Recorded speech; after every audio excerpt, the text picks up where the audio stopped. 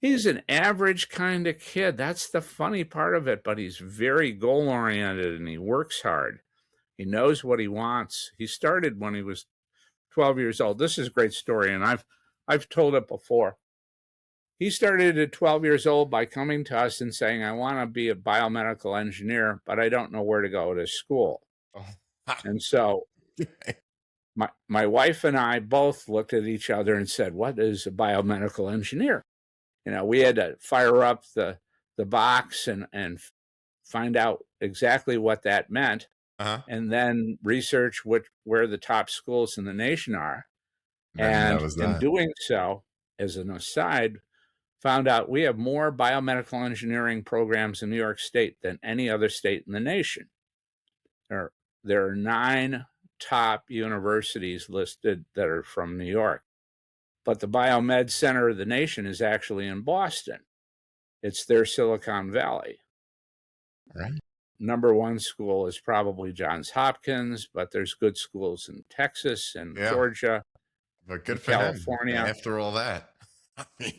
So having done this research at age 12, we said to him, okay, what do you want to do to prepare yourself? And so he went across the street at the time. We had a neighbor who was a biology researcher at Syracuse University. And he knocked on the door and he said, can I come to your lab on weekends and watch what you're doing and learn how you do research? And the neighbor immediately called us back and said, what's going on? We didn't have a clue. And so when we figured out what was going on, we agreed it was okay. He took a lunch. He would go in. We figured he'd be there for an hour or two. You know, the neighbor, actually, the first time my wife took him, but neighbor took him. We're about a mile and a half off the SU campus here in the city. And he stayed there for 6 to 8 hours. And he went every weekend.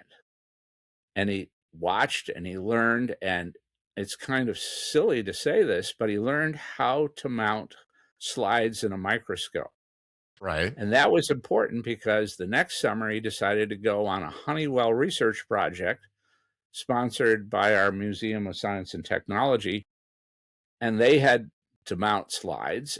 And they immediately said, has anybody ever done this? And he raised his hand and said, yeah, I know how to do this. And it turns out that there are different mechanisms and methods for doing slides on a microscope. Who knew? So he did that for a summer.